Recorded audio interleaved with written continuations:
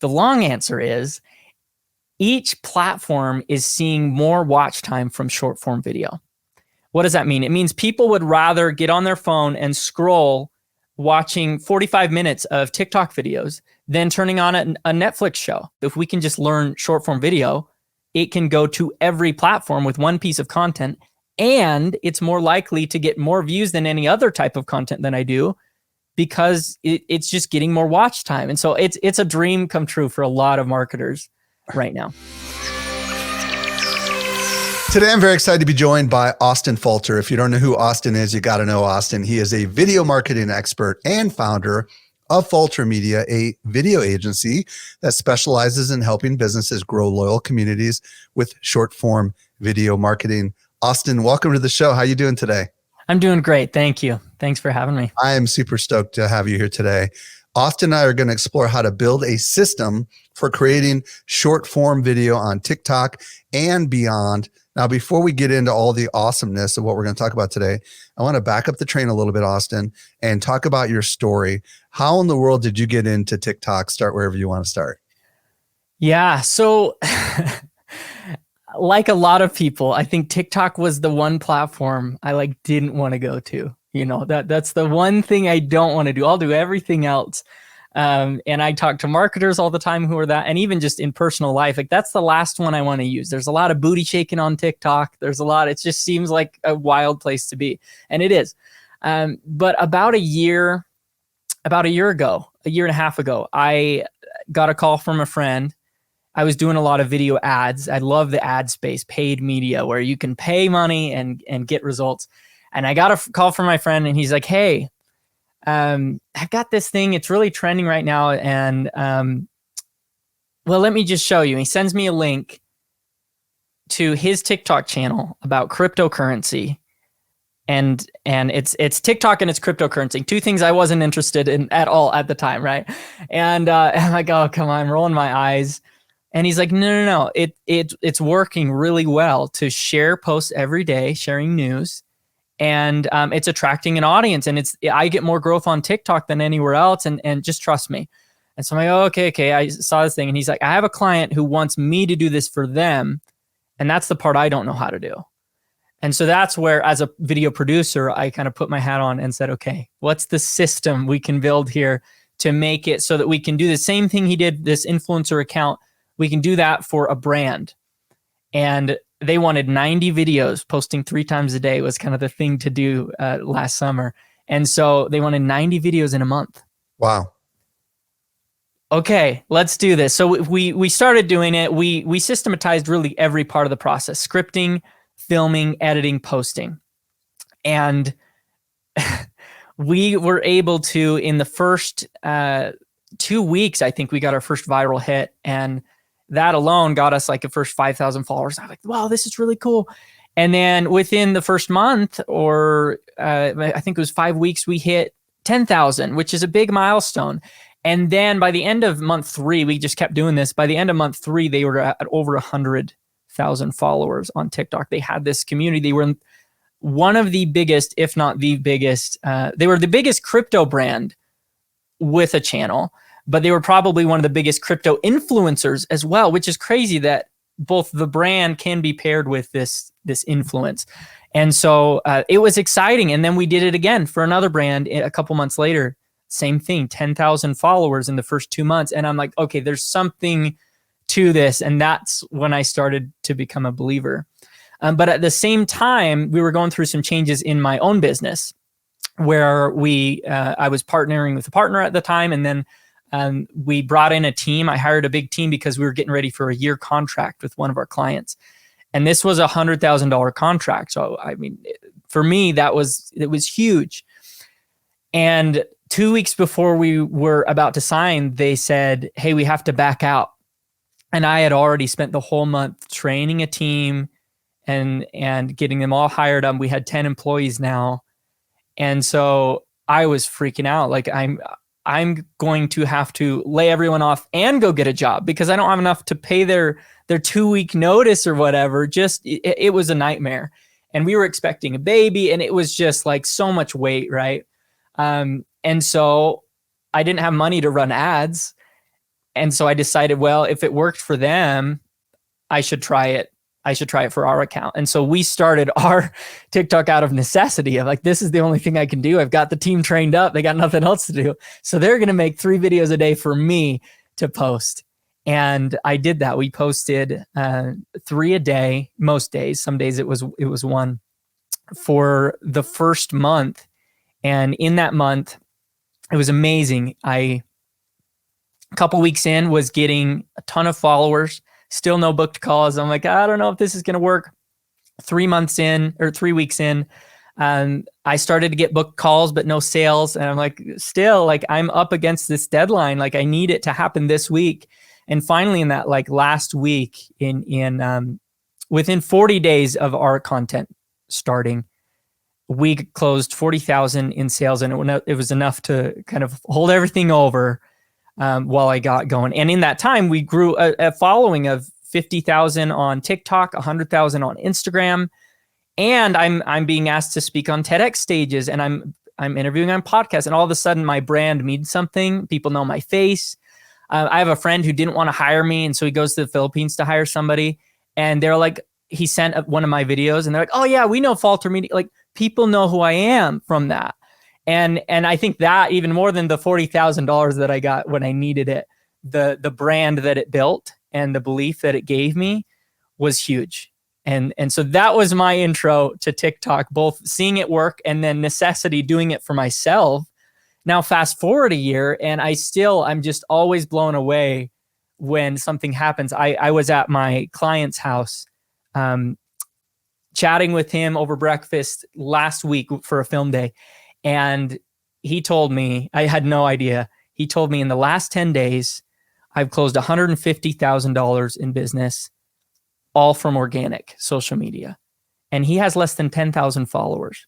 Just the trust and the community that he's built with this. And so every day I hear these stories and I see them, and I am a believer in organic. I'm a believer in short form for sure. Quick question. What did you do before all this? Like we didn't even touch on that. Yeah. No, great question. So I always had a video production company out of college. That's what I've done. So I've done commercials, video ads, like Facebook ads was kind of my bread and butter for a long time. I love the scripting and the cast and film days and all of that's really fun. But again, I liked paid because I could get results. Right. And I didn't believe I could do that for short form. So that's when I made the pivot. So tell us like what you do now. I mean, I think I can kind of discern from your stories what you do, but tell us a little bit about what you do today and kind of who is your target audience that you're helping. Yeah. So I like to define my niche as what I do and not necessarily the industry, because I really have worked in a lot of industries. I help brands systematize short form video content. Short form video, you first think of probably TikTok, right? The endless scroll, those 60-second short videos that are posted there, but they're also on Instagram Reels and all the rest, right? So that's what I help companies with. I help them systematize it. I help them start getting there so they can post every day, build a following, build an audience, and then convert that following into business and all of that. So awesome. Organic social media. Awesome. Well, first of all, thank you so much for sharing your awesome stories. Really great story. Now, there are some people listening right now, lots of people listening right now, who might be a little skeptical on why they should pay attention to TikTok, and specifically creating the short form content on TikTok. What do you want to say to those who have not yet jumped into the deep end of TikTok, or those that have tried it and it hasn't worked? Yeah. Why they pay attention? Yeah. Why should they listen to what we're about? Yeah, I like that though. If you've tried it and it doesn't work, today will be helpful. Short answer is in 2023, short form video is the best way to do social media. It's the most effective way. And I'm not just saying that. I read a blog this morning that said that short form video has more growth this year than any other type of content. So that's the short answer. The long answer is each platform is seeing more watch time from short form video. What does that mean? It means people would rather get on their phone and scroll watching 45 minutes of TikTok videos than turning on a Netflix show, right? They'd rather just do this endless scroll. It's by demand, by the people who are using social media, they are wanting more short form. And so they are putting their attention there because it's captivating and it's short and it's quick and it's good. And so that means that because there's more watch time, all the other social media platforms, Facebook, YouTube, Twitter, all of them have now allowed for short form to be on their platform. So when I was in college, I had this job as a social media marketer, and we had to repurpose to every platform. And it's a square photo for Twitter, and it's a horizontal video for YouTube, and it's a vertical story for Instagram. And it was a nightmare to keep track of all of this. But because TikTok was stealing so much traffic, every platform has now allowed for this type of content. So now as a marketer, it's simplified our life. If we can just learn short form video, it can go to every platform with one piece of content, and it's more likely to get more views than any other type of content than I do because it's just getting more watch time. And so it's a dream come true for a lot of marketers right now. Very cool. I would love to learn from you today. And this is what I think is so exciting about this, because I think there's going to be a lot of people who are either already creating short form content and are going to learn some really cool stuff with the way that your system is in place. And there's also people like me who are more we're creating video content, but not necessarily short form content that might get inspired by what we're going to talk about today. So let's break down the first part of your system. Sure. What's the first thing we need to focus on? The first thing is scripting. It's really a scripting, because most people will approach social media like this. They get on their phone in the morning, their social media manager, and they're like, what should we post today? And then they've got to come up with an idea and they've got to do the whole thing. And that's what we want to step away from. And we want to systematize this, right? So we're all putting on our producer hats and we're thinking, what's the way that we can post 30 videos this month? Not what's my next post? How are we going to make a batch of 30? And to do that, we start with scripting. This is really, the simplest part for a lot of your audience, because they're marketers. They know how to come up with ideas. And so I don't want to overcomplicate it, but you don't have to write a full script in a lot of cases. For a lot of brands, you're going to have some sort of a brand expert, a brand face, someone, it might be your listeners, they might be the expert who speaks to this all the time. And all you really have to do is come up with a type of video that you can film in a batch and a video hook. And that's really as simple as it gets. So let's go through this. So I have these 7 viral video types for TikTok brands that I like to use. And let's say that, Mike, you've got to have 30 videos by the end of the month. And I'm going to give you a couple categories. Would you rather do niche news videos, which are sharing news in your industry? Or would you rather do FAQ videos, which it's a question that you get? Or the third one, green screen videos, where you screenshot an article and then you just talk about the article pointing to it. What sounds like the easiest one to start with? To be honest, the green screening of the article sounds the easiest. I'm not going to lie. Yeah. Well, lucky for you, that's one of the best performing videos this year. And it also is very easy to make very quickly. So what you're going to do for this is one of the viral video types that I love to use. You go and you look up the news for the day, or you look up some influencer, what they posted, and you screenshot that. And you get a bunch of screenshots on your phone. And if you're posting natively, you can go ahead and post this, but that would defeat the whole system that we have going on here, right? And so you need to avoid the temptation to screenshot and go and post. Instead, you screenshot all of these, and then you make a list. Okay, for this one, my hook is this. So what's an article you've read recently? I guess today we're talking about short form video. Well, I mean, I'll tell you, there was one recently by Business Insider that said social media is dead. So that was a great article that for sure I could create some videos out of. Social media is dead. That's already a hook. We could probably borrow that. Right. What's another hook we could use for that? Social media is not dead. Yeah. Okay. There you go. You've got 2 videos. There you go. Okay. And so you'll go through this and you'll come up with 10. Let's say 10 for this green screen. Now you've already got that. Wait, just to be crystal clear. Yeah. So I've taken a screenshot of the article on my phone. Yeah. And it's going to help people understand what the heck is that just going to be a background? I mean, like it will be a background. Okay. But that's later. Right now we're just coming up with the idea. Okay. All right. So other category- ideas, I see what you're saying. So how could this one thing, well, if it's, you know, it could be an article, it could be anything, right? How could this one thing spur a bunch of different videos? Like in this case, it could be my views on doom scroll, right? Which is a phrase that a lot of people talk about in the world of social media.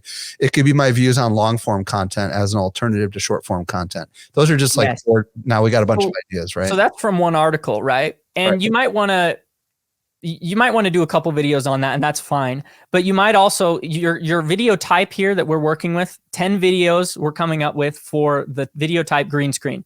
So find 10 articles. That's just as easy to do as coming up with 10 ideas. 10 articles, 10 hooks. You're done with part 1. Part 2, pick another video type you're going to test out this month. And in some cases, I have e-commerce brands who they have to really show their product rather than just talking about stuff. And so their 10 videos might be demonstrating the product, or like, will it blend, right? I remember that went viral. Or I have a company who was doing body armor. And so it's like, make a list of all the things you can do to destroy that body armor. That's another 10 videos, okay? So just you're picking a category, you come up with 10 ideas and then 10 hooks, which a hook is just that first sentence that really connects with the audience, captures attention. And this is all I do for most scripting. Real quick, can we briefly list out those categories? Because you hinted that there were 7. Sure. Let's just list them out so people can, and just briefly say what each one is. Brainstorm. Yeah. We don't have to go into depth, but you mentioned frequently asked questions already, right? Yep. And you mentioned this green screen. So that's 2. What were the other 5? Niche news. One I've had the most success with probably is because there's always something trending in the industry or even in the world. I've seen people, they'll take some world event and make a really interesting, it's better than a Netflix documentary, 60-second video about that thing. Has nothing to do with their brand, but they're building an audience of people who love them. And so if your brand is authenticity, you can kind of stretch it. But niche news is fantastic. FAQs, green screen, listicles is another one. 3 yoga poses that are going to help with your back pain, right? Tutorials. This one takes a little bit more time later on in the edit or whatever, but it can be extremely helpful depending on your niche. Repurposed content. And here's the trick. I put this in my PDF just to teach people how to do it right. Because a lot of people, they'll see a podcast like this and be like, oh, great. That 45 minutes can become 45, 60-second TikTok videos. And then they all flop, right? Because you're taking something out of context. And so if you're going to repurpose, you either A, need to dig through that whole video to find a hook, or B, when you go to film the content, you actually film with short form in mind and you place hooks within, put hot button questions or put, moments and then save those. There's plenty of software as you're filming where you can say, oh, that was a moment, and you save that. And so, if you're going to repurpose long form, just make sure there's still a hook. There's still some context there. Well, and I can imagine you could create the hooks, like you said, intentionally. Like when you create the long form, like we used to have people come in studio and then we would, after everything was filmed, we would record a bunch of hooks and we would decide which one was the best one. You can do that. And you can also come up with your hook later and just say, I was talking to this guy about this thing, give it some context. So share a hook and then share the context and then share the clip. And that works just as well. Okay. And then the reaction category you and I talked about kind of sounds like what we just talked about, where I read an article and I created a reaction video to it. Is that kind of what we're talking about, or is there something different? I look at it differently. I go to TikTok, I go to the search bar, I look at the videos in the last 3 months that have gone viral in certain keywords. It's really easy to do that with the filters. And honestly, TikTok is way better than YouTube for this because it'll show current stuff instead of evergreen stuff. So you find trending videos that have worked recently that you could talk about. And then you film yourself reacting to that video. Now, again, you have to look at these and say, oh, okay, that's great. I can do that. But later that might require more editing and I might not be doing more editing. So you have to pick ones that work for you. But once you find that, this is definitely a batchable type of video. And that's why I like it. Okay, so we've come up with inspiration, sources of inspiration. How does all this tie back to scripting? So this really, for a lot of people, this can be your script, a video hook. You share that hook and then you speak for 60 seconds on something. If you as a marketer can't speak for 60 seconds about that thing, I don't know, man, this is a tough industry for you, right? Like that's what we do. And all your audience members, I'm sure, can speak to their expertise. In a lot of brands, I find that it's helpful to have one face of the brand. And this goes into filming a little bit, but basically, if you have an expert, then you don't have to script everything. You're just making an outline, you're making the ideas, and you can write a couple ideas if you want. When I did those 90 videos, I didn't know anything about cryptocurrency. And so I did have to go and script it line for line, every word. And you can do that too. But for most of your listeners, I don't think that's the way that they'll approach this. Okay. Is there anything else specifically in the scripting side of things that we have not addressed? You'll notice that I didn't include any sort of skits or booty shaking or lip syncing in these scripts. And so the last thing I'll say is that I prefer the type of content that is just talking to the camera. I think A, it's batchable. B, it really helps build a personal brand. And C, it doesn't require the CEO to go and shake their booty. And I think that that's beneficial. Now, if your brand is fun and you got a fun team, I've seen going back to e-commerce, a candy company on TikTok that has just a ton of fun with what they do. And all their stuff is skits and ASMR and this and that. Those video types work great for them. But it's just, those are batchable for them, but it's not for most of the brands I work with. So you can think outside the box of these. The reason I use these are because they're batchable and you don't have to shake your booty or lip sync. So. Okay. So the first part of your process is scripting, and you strongly encourage people to pick one of these categories like the news in your niche, frequently asked questions, listicles, which is 3 tips or whatever, some sort of tutorials, green screens, reaction, or repurposed videos. And what I'm grappling with is, are they just grabbing screenshots and putting them on their phone and then throwing them into like a Google Doc? I mean, like, let's systematize this a little bit. What do you do when you're capturing all this information? Sure.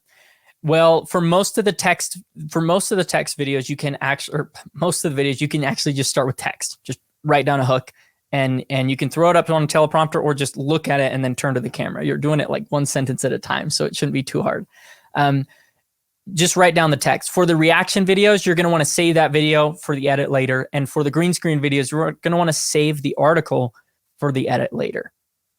Got it. But for the most part, if we're batching this part of the process, right, which is sitting down for a couple of hours and looking at these different categories and grabbing screenshots and maybe like adding hooks to a Google document, that's kind of all we're doing in this first part of the process. Am I right? Yep. Okay. Yep. What comes next? So next is filming, and you don't want to start this. There's a temptation every time you're doing this to, I got 3 ideas. Let's go. And you can do that, but I like to at least give me 10. Do a batch of 10 and see how much it's going to help your life, save you time, systematize everything.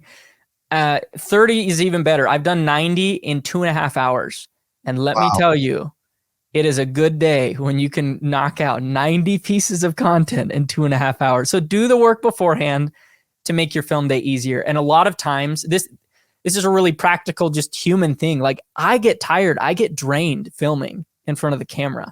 It's different than talking to you on a podcast.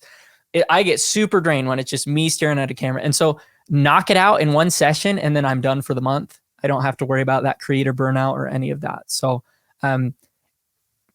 wait till you have scripts. Once you have scripts, we get to filming. And the temptation here, again, is to ask yourself, what camera do I need? What gear do I need? But I'm here to tell you that stuff does not matter nearly as much as the connection and the content. You've already figured out the content with your scripts. The connection, let's talk about that. When you're filming these videos, you really want to connect one-on-one with your audience. So I'm not talking to a screen. I'm not talking to the lens. I'm looking in the lens because behind it, there's a person that I'm speaking to. And I'm using the word you in a lot of my hooks. And so if you need to rework your hooks to really bring that connection here, great. Take a couple minutes to do that, because your job when you're filming is just to connect. And in my case, it's with educational content. It's to teach something. It's to really connect and drive home. And so connection, it matters. You have people filming on their smartphone in front of a mirror, all of their content, and it'll get hundreds of thousands of views on every video.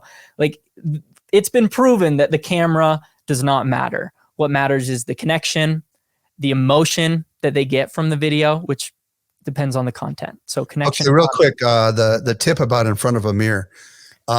That's kind of fascinating. So I think the reason they would film in front of a mirror is because they're using the better camera on the other side of the camera, and they're using the mirror to see what they look like. Or why do they film in front of a mirror? That's part of it. And part of it is because that vibe of video, again, it's connecting. It just feels, it's kind of a TikTok cliche at this point. It just feels like a normal person talking to you about something.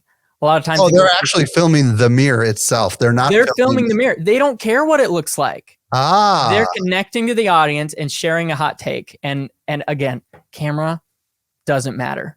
Okay, so here's where I thought it was going. I thought it was they were flipping the phone, had it on a little tripod, No. and they were using the mirror to be able to see what their frame looked like in the actual phone itself.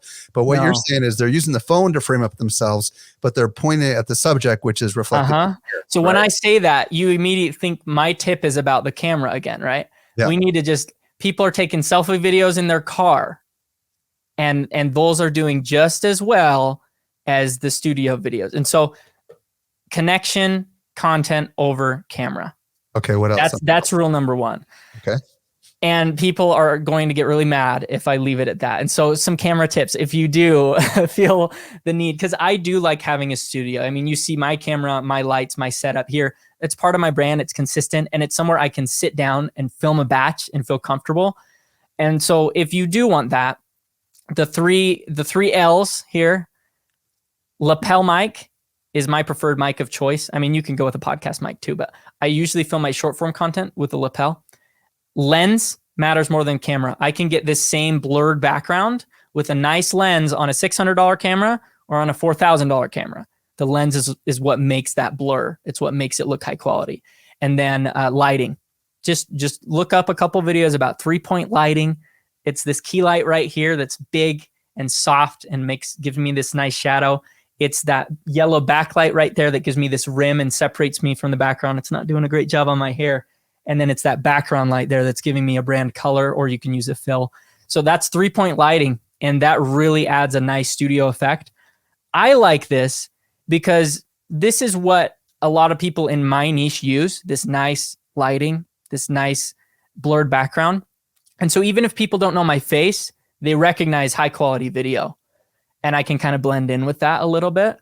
But it doesn't work for every niche. Like if I were to do this with some of my brands who, again, that Safe Life Defense body armor brand I worked with, they needed to be man on the street vibes, shaky camera, shooting stuff, blowing stuff up. That's a lot different. But for those sitting down, talking to the camera, lapel, lens, and lighting. Okay, a couple other questions related to filming. Acknowledging that you're a film guy, but we're not, for the sake of this discussion, we're assuming the people that are doing this are not film people. So the idea of having to change your clothes every video, what's your thoughts on that? Yeah, I don't think it matters. I think, again, we focus so much on all the little things that we think we need to do to make a video better. And what matters is the content and the connection. And when it comes to changing clothes, I'll go several sessions where I forget to do that, just because I was planning on doing it and it doesn't make a difference in the content. Okay. People don't care. Okay. When you are actually filming, do you have any tips on, other than looking into the lens, that will help people feel a little bit more authentic? Yeah. I do want to repeat, using the word you, it really does matter. It really does matter, because it's not just using that word. It's not like it's a magic word, but it helps me rephrase the hook to provide the benefit for the user. Here's what it's going to do for you, not here's something I read recently, right? And so it really just sets the whole stage. The other thing that can help, if you're kind of boring on camera and you feel like this isn't working, bring someone in the room. There's a huge difference when you've got someone there and you're laughing at your own mess up and you're joking with them, and then you're back to the camera, and all of a sudden you've got bloopers because you don't just go silent between takes. You're like reacting, and it just adds energy. Stand up if that helps you get more energy. Go on a run and then come back. Bring the energy, bring the connection. Very cool. When you're actually dealing with someone who has a script and maybe doesn't have the sophistication to have a teleprompter because maybe they're holding their phone in their hand, you know what I mean? Any tips on like how to should we take multiple takes? Yeah. Should we have something in our other hand or a piece of sticky note on the front of the phone? Like, what's your thoughts on that? I'm really glad you asked this one, because one thing that I learned early on is that you can take these videos one sentence at a time, and sometimes that's better. And part of the reason it's better is because it prevents you from rambling. Right. A lot of us are prone to ramble. These are 60-second videos. They can be 15-second videos if you want them to be. And so read your hook and then pause. Think about what you're going to say next and say that one sentence at a time. And that's totally fine, because we'll get to editing. We'll clean this up later. Your job is to film 30 videos in a sitting.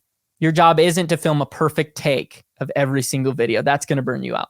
Film 30, blow through them. And then if you delete one later because that's fine. What about the fact that it's 60 seconds?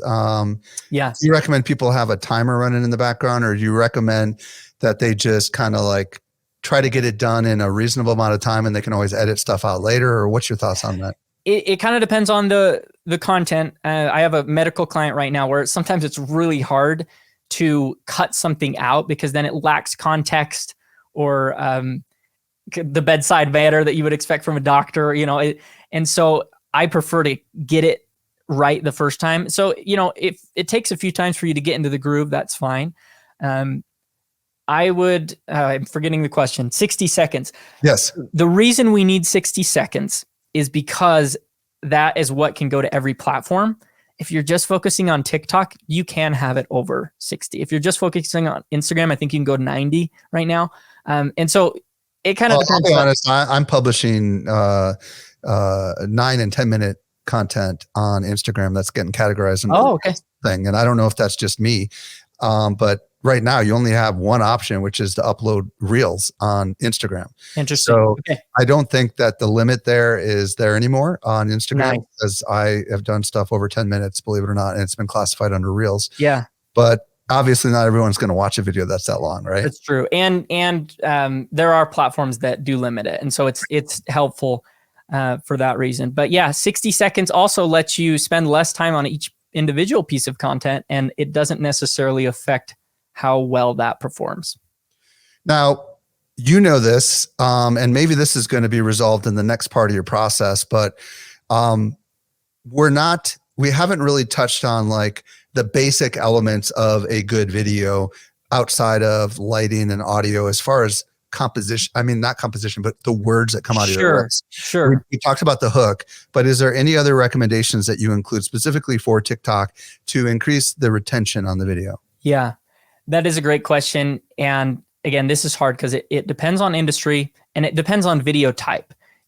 In experimenting and figuring out what video type works well for you, you're going to see other people who do that type of content, and just take notes. Each of these video types I've made, it's from looking at all the other people doing it and being like, okay, here's what works for that type of content. And it's helpful for me to categorize it so that it's not this, what's a good TikTok video? It's like, no, what's a good reaction video, right? That's different. That's a lot different. And so, look at the categories, pick a beginning, middle, end. I like to start with a good hook that connects.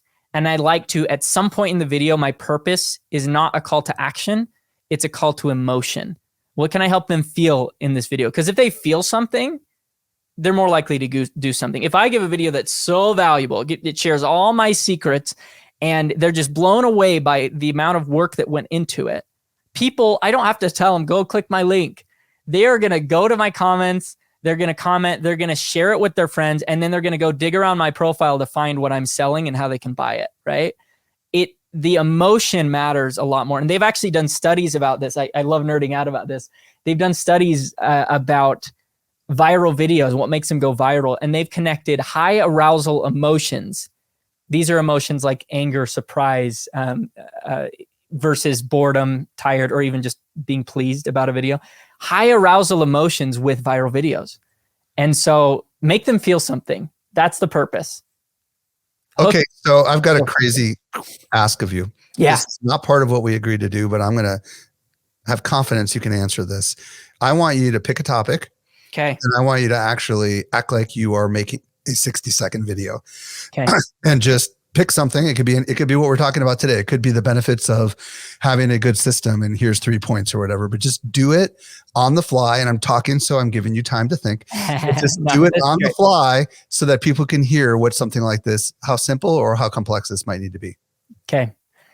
My wife is a yoga instructor. And so the hook would be,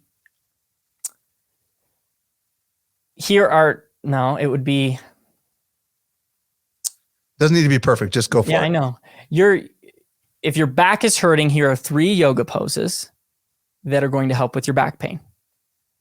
I'm going to go through the first one, show the pose, and then probably talk over it. And so I can record it all in one sitting, and then all I add is the B-roll. So the first pose is the cat and cow. I don't know what any of these are called. This one helps with this. The second pose, very simple. It's called the tree pose. And the third, these again don't help at all. The third pose is the crane. And then I'm going to end with some sort of a make your partner do this with you and see if it helps your back pain. Or some sort of a, joke about their partner if I can think of one, which I can't. Okay, cool. So which part of is the call to emotion? Is it that last part? The call to emotion in this case, it was a listicle, and I didn't do a very good job at it, to be honest. So, I mean, it's a piece of content, but that wasn't my focus.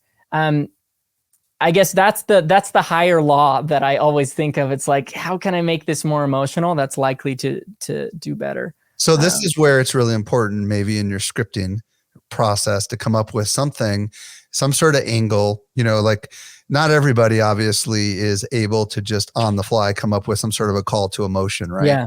So for example, I'll just share, like I do these unscripted direct to camera videos on all the platforms except for TikTok, because I'm just not there yet.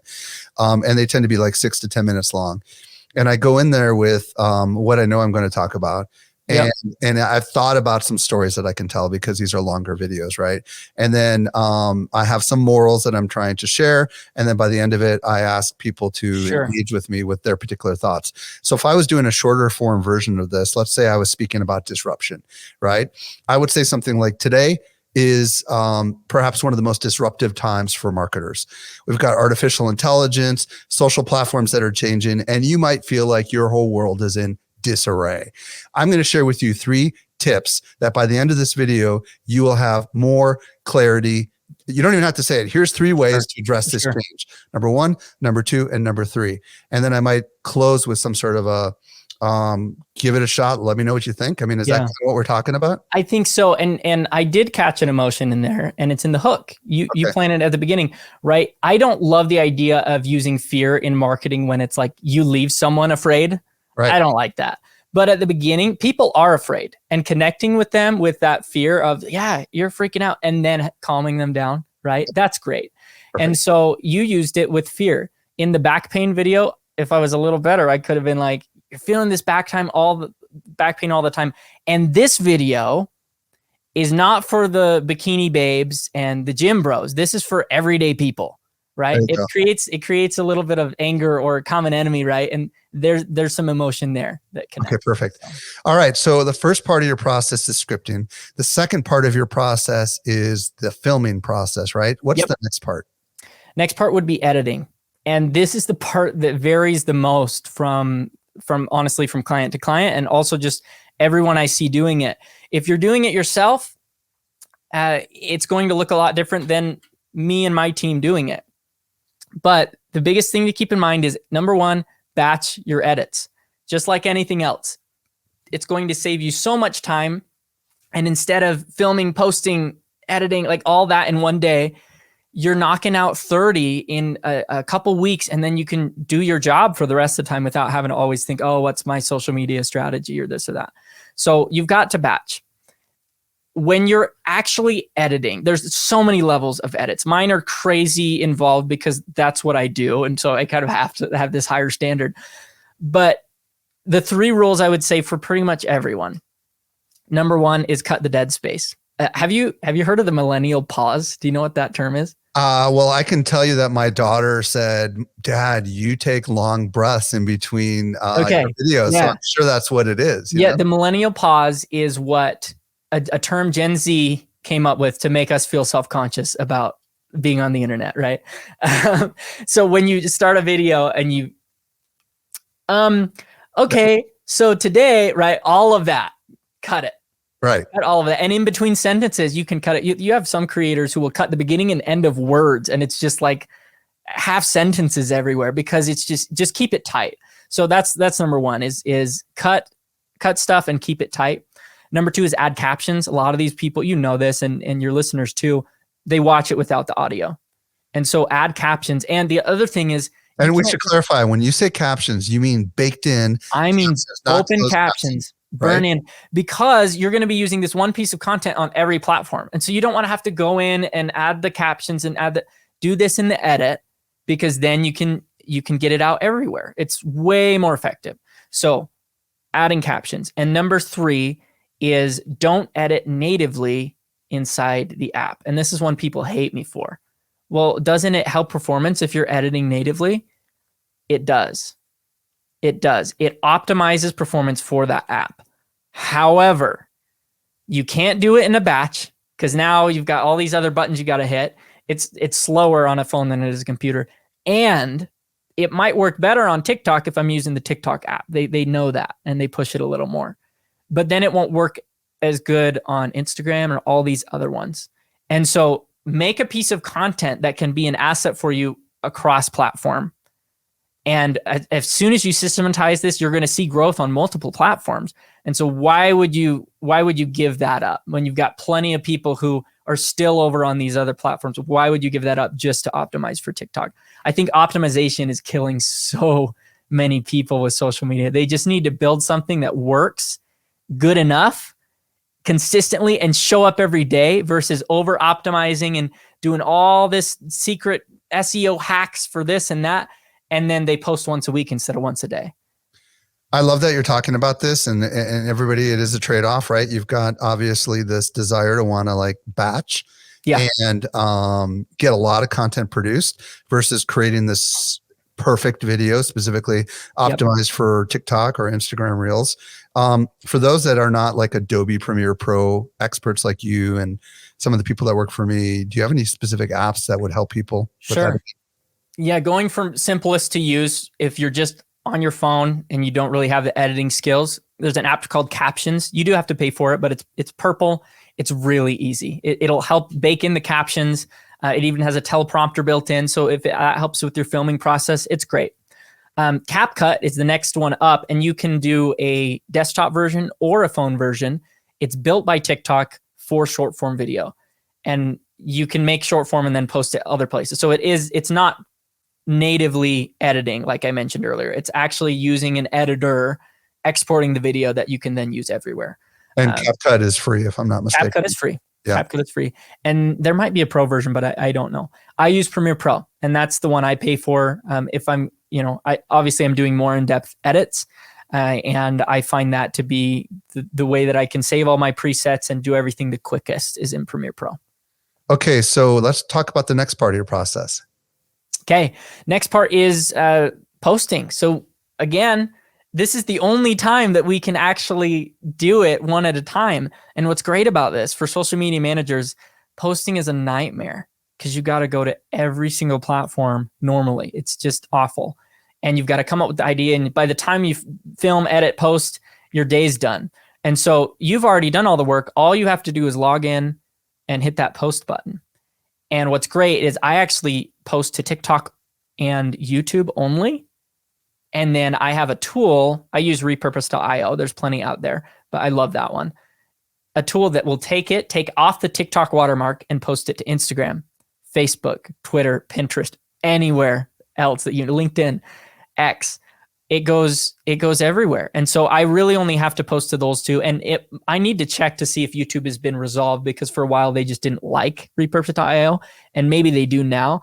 But fantastic tool that saves me so much time. Just to be crystal clear, you are exporting one side of your software. You are natively posting on TikTok first. Yep. And then you're going to YouTube and putting it on Shorts. Mm-hmm. And then you are using a Repurpose.io, which is essentially grabbing the TikTok video, stripping the logo off of it and republishing it. Am I hearing that right? Okay. Yeah. It does all that work for me. And again, people are, oh, but what about the captions and the differences and the optimization? Doesn't matter. Instagram doesn't even care about hashtags as much anymore. They just changed their thing again, and they don't care. They care more about the caption.